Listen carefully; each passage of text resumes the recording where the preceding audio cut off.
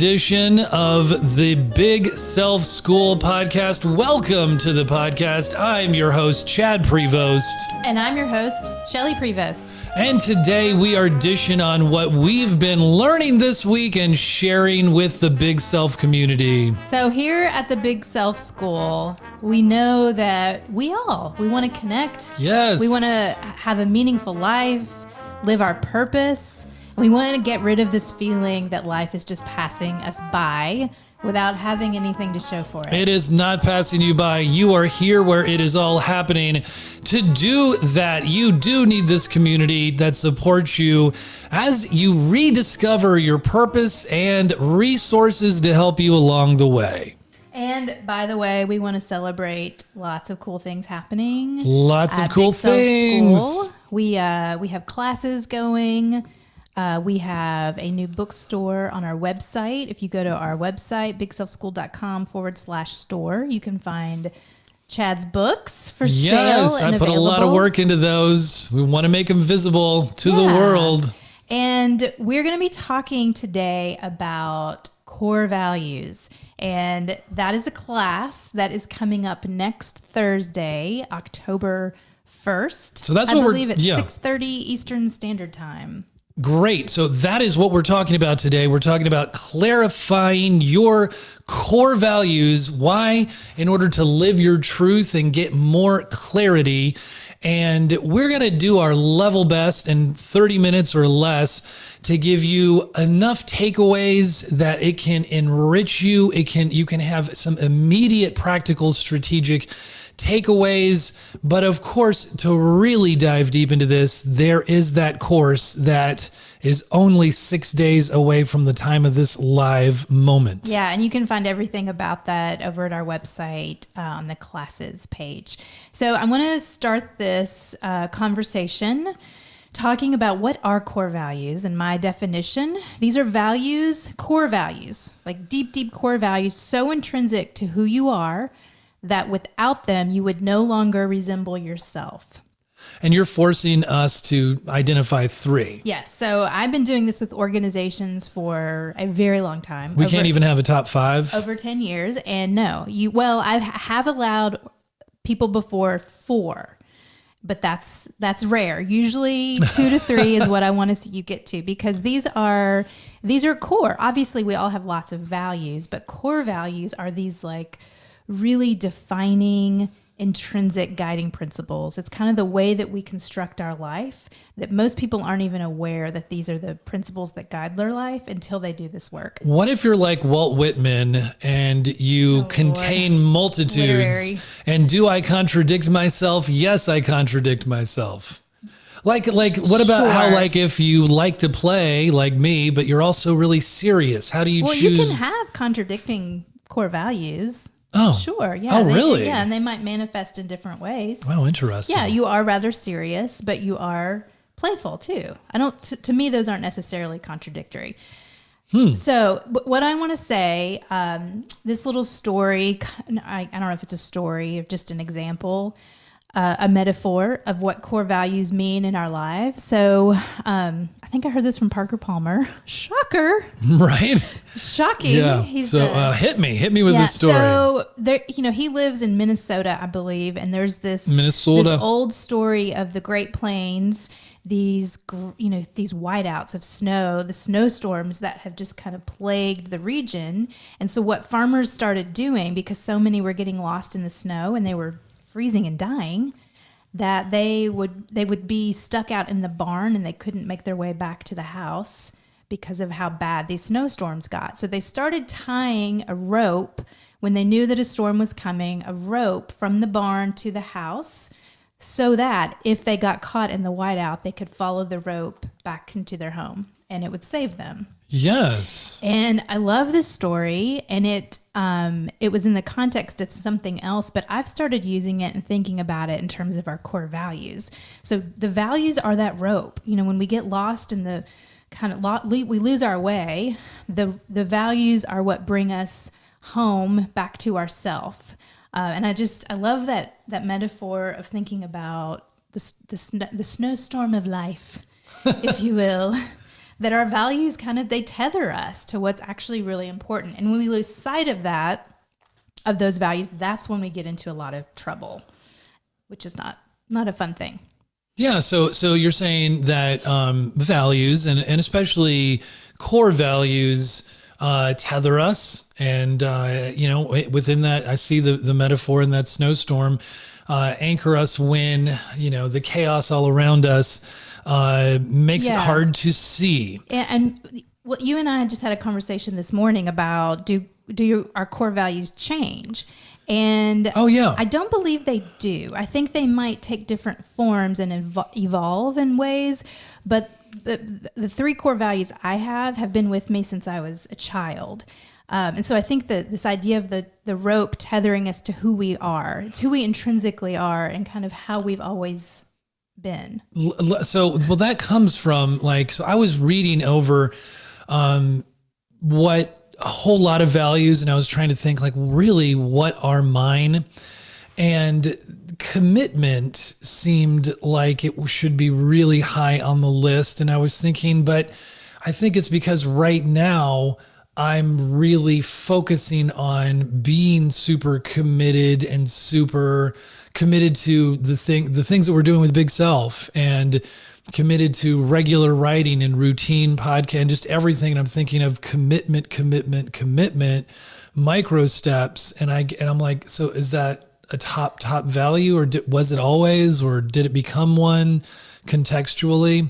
Yeah. Well, I think that's a place to start, and one of the things I've mentioned to you that a lot of people start thinking about their values, they'll do a core values assessment, or they'll do some type of clarification exercise, which is valuable. And I do that as well. Yes. But I think we start thinking about our values by telling stories. We start by examining the stories of our lives and just simply talking about them with each other, in our own heads. We can journal about them, but really looking at, I'm launching in a little bit into some of the strategies I want to share with you all to identify your core values. Before I do that, did you want to finish? Well, I did. I wanted to say that this is one. So, you're the expert on this subject for sure. I've been a student in kind of learning and experiencing, but I have found it to be over the past year, as I've been exploring and telling my stories and exploring what my core values are. I think this is such a practical, while it might be hard to really get to your core values in certain ways, it's when I was in my 20s, when I was going to seminary, and I was just all like, what's my calling? What's my calling? What's my calling? And, there's just so many different ways you're trying to get to your truth. And I think that this is step one. Really getting clear on your core values is how you get to living your truth, which I think is how you get to living that purpose-filled life and getting clarity. So many people, they're like, I want to have desire. I want to know what I know I'm not very happy doing what I'm doing, but I'm not sure what I do want. And to me, this seems like such a clear fundamental beginning point. Yeah, no, I agree. I want to say this is different. Core values are different from conditioned beliefs. So a lot of people, they'll start with what they believe, and whether this is, some a culturally conditioned belief about religion, or even politics, or kind of how families operate, how society should operate. So these are important, and these are foundational beliefs, but core values are different. So think about these more as how you show up in the world. And we're going to define that a little bit more because there is a behavioral component to core values, which I think a lot of people, they think that core values are just beliefs, and then they don't do the step of figuring out, well, how do my behaviors align with my values? So that's a little bit different. So let's talk about these. So strategy number one, I want you all to help clarifying your values. Think about the peak and valley experiences of your life. And the way that I've done this before with people, it's almost even a timeline. I met Tony Hsieh, the Zappos CEO, years ago. And I think it's maybe in his book, the Delivering Happiness book, but he talked about one of the ways that he really thought about the Zappos core values was the timeline of like looking at the peaks and valleys of his life. And he really spent quite a bit of time thinking through those. And so what were the 5 lowest points of his life? How was he living his life? And what values was he not able to experience? And so we talk about the valleys as these, I think about them as times that I've betrayed myself or things that I had to, going into these preconditioned responses about how I should act, what I should believe, what I should value, and it wasn't intrinsic to who I was. And so there's this, I look at every valley experience of my life, and I think there was a real betrayal of those values. And so that gives you a lot of good data about yourself, but also the peak experiences. And these experiences can be excitement. It can be like this enthusiasm, like you really are just passionate about what you're doing. And it can also be quieter. So this real sense of contentment or just peaceful fulfillment. And so that's also giving you really good data about who you are and what you're valuing. So I have a list of some questions that I will ask. These are rhetorical. I'm just going to throw them out and you guys maybe jot them down. So the first one, at school, what was an experience you loved? So think about, when you were in school, you were a student, what is something about that experience you loved? The second one is, what has happened in your life that changed the way you think about the world and your role in it? Some of those defining moments that change us. Yeah, so important. So you're saying, so the first question, the reason that we kind of start at school is to kind of see what some of our origins were, what were we enjoying to get maybe to that a little bit of a purer self before social conditioning kind of came in. Yeah, and it's the way that I talk about them. I call them birthright gifts. And so these very kind of core ways that we showed up as children before kind of the world took hold of us and conditioned them away and out of us. And so I think and I actually had to go back and ask my parents. I was like, I don't remember like thinking about who I was at 4 and 5 and 6 years old, that there are glimpses of what I now value that showed up when I was very young. But sometimes we need to get some feedback from people that knew us. Yeah. And I mean, it's so easy to begin to follow society's norms before following our own kind of inner wisdom, I guess you could say. You're, more inclined to focus on those external metrics of what success would be rather than the feeling of fulfillment. We get it. It's easy to be, be absorbed in how others are perceiving you. It's very important and it's understandable. And I mean, it's a part of like tribal history. You were it's for the survival, your own survival. You had to try to do what the group was doing, and you were modifying your behavior to do That's some of that betrayal of self in order to fit in order to belong or feel like you're accepted. We have a blog post that just went live today that talks about this. If you're interested in learning, like, what is the difference between how I was conditioned versus what are my true core values, you can go find that on our blog today. At bigselfschool.com. It's also on our Medium digital publication. Marta Brazowsko. Very good. Oh, I pronounced that right. She wrote it. She's amazing. Fantastic, in-depth article. Okay, so next question. When is a time you felt really comfortable or at home with yourself? I think that can give some really good data about what we value. When's a time I was deeply dissatisfied with the way my life was going? I have definitely some moments of deep dissatisfaction, which led to burnout. Shocker. And I think that a lot of the stress, like compounded stress over time, I've seen in a lot of people and my clients and me, is this kind of protracted denial of our values. So over this extended period of time.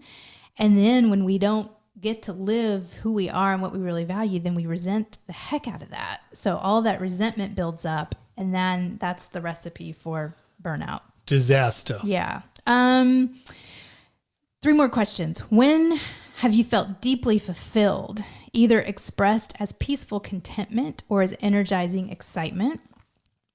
Next question. When is a time you betrayed yourself? And the last question, when is a time you became resentful of the sacrifices that you were making? So I think those can all help really think through and dig around in the peaks and valleys, creating those stories for your life.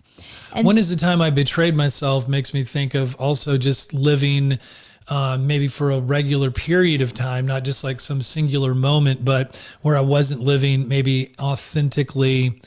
And maybe you're experiencing it when you're thinking of that imposter syndrome. Would that be correct there? Maybe I think it's sometimes. Yeah, it's a little different. Yes, I understand that imposter syndrome can just be a syndrome that, maybe you're not good enough when you are, but it can be like literally that it's because you're not living out who you should be. Yeah. Right? I think that imposter syndrome can point to not living to your value system. Not necessarily. Not necessarily.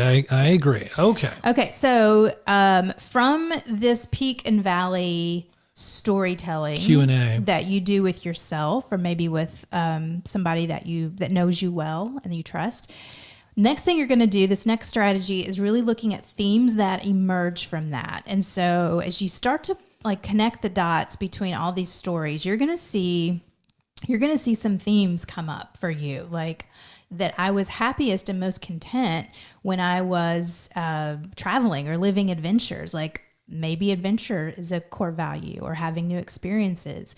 I was really deeply dissatisfied when I was, working at a bank in finance and wasn't able to write the book that I wanted to write. Like that's also revealing some themes for yourself. So I think that's the second step. I need help through this process, so I need to talk with people and kind of work it through, because I think it's really hard for us to be honest with ourselves completely as we're looking at those themes. So that's the second thing. Okay, the third thing. Can I add to that? Sure. No, you can't. Well, you're just like plowing ahead. Well, it's 12:18. Oh, yeah. That's true. Well, I guess I think just to emphasize and underline the idea of the storytelling and bouncing it off of someone that might be able to help you more too, because I took, kind of a values exercise where I, out of 100 values, I was choosing, in little sections, I was choosing my top one there and my top one there. And I came up with my top 5, hard decision. And then as I started to present them to you, you're like collaboration is one of my core values. And I was like, no, it's not. So, well, there's truth to them, Sorry, but it's not. The top 3, it takes a while maybe to like circle in on it. Go ahead. Number 3. So once you do the storytelling and you see your themes emerge, then you can do a values exercise. So I really think that we need to give ourselves a lot of space and time to kind of think through this and not be so prescriptive that these are like my 100 values that I get to pick from. So at this point, you can do a values exercise. And I encourage people, and I have a forced choice values exercise. And so you start with a lot and you winnow it down. People usually get to their top 10 and they're like, that feels good. And I'm like, no, go to 5. That feels and good. Then go to 3. Go to 3. And it's because the winnowing is what gets to be crystallizing. Right. Yeah. So the winnowing down is, it feels so, I don't know the word, like liberating, but also like grounding to have 3. It's like, these are the 3 that I have to build, like really construct my life around. As the great Jim Collins says, if you have more than 3 priorities, then you don't have any. I like that. I do too. So that's the next strategy, is then you can really start to get down to your top 3. Okay, the last one, and this is where a lot of people don't get to, is operationalizing your values. Ooh. And so if you think about the question I like to ask people, if you're watching a movie and the character, you knew that the character had this core value, what kind of movie would you be watching? Like, think about the character that might value family. What are they doing? Like, how do you know that someone would value family as their core value? They would, you'd see certain things displayed in this movie. And so that's where we really want to get to understanding and being super honest with ourselves. When I first did this experience, like this exercise, I had preconceived ideas about what I valued. And so I started to self-select questions, like responses to make me, come up with values that resembled what I thought I valued. Right. And as I was going through this exercise and I was thinking about the behaviors of my life, and I was like, no, like my behaviors show something very different. And so the more and more honest I got with myself, so ambition became one of my top 3 core values, which I didn't like it. I was like, I don't want that. But the truth is, if I'm honest with myself and I look at my behaviors, and, an ambitious person in a movie would be doing these things, I had to get honest with that's kind of what I value. I'm pretty driven, pretty ambitious, have a high achiever part of me that gets me in a lot of trouble. But it is a value. It is a very core value that I wouldn't be Shelley if I couldn't be pursuing these goals the way that I need to. That's right. That's why we love you for the way that you are. This kind of reminds me too of thank you. High Fidelity. You know that movie where it was written by Nick Hornby, but John Cusack he's got his top 10 for everything. Well, Shelley's saying it can only be a top 3. Top 3. Sorry. Yep. So I want to give a quick example, and then I'm going to have you give an example. This process came out to be ambition, family, and spirituality. So those are the 3 kind of words that as I went through this process, and it took me a while, like this wasn't quick. But the more that I kind of thought through these, I was like, what is it about ambition? What is it about family? Like, why did I land on all those? And so I finessed them a little bit. So ambition became, it's not just about ambition. It's about making a positive contribution. It wasn't just about family. Family is super important to me, but the value of my family is these intimate relationships. And so it's not just family, it's intimate relationships with friends. Like I go deep. I think I'm probably like unnerve people sometimes with how deep I go quickly. So intimate relationships is my second core value. And then spirituality, because there was a period of time I didn't go to church. And so I thought, it's not religion. It's not this. It really is spiritual and personal growth became my third core value. And so as I thought about it and thinking about my life, what are the behaviors that go with that? So positive contribution, investing in causes that are important to me, starting a mission-based business. Like how do I help people in our business? It's not purely for monetary reasons. Like those are the behaviors that I have to be doing. Intimate relationships. The big thing around that value for me is just simply time, like giving time and presence to people. And it's girlfriends, wine out with my girlfriends. It's family dinner nights that we do. Like that's really like, I'm so happy when I'm living into that value. Yeah, those are great for our family. And then my last one, personal spiritual growth. When I'm not reading spiritual books and I'm not attending church and I'm not having these conversations with people around faith and spirituality, that I'm not really living into who I am. I'm not happy. I'm not fulfilled and content. And so those are the behaviors that I have to intentionally be putting into my life. So what about you? What are your 3 core values? Wow.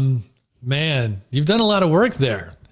I have. Did you even know all that I had done around that? No, not really. But I'm not going to disagree with you because you have done a lot of work. That sounds, really, really accurate and thoughtful.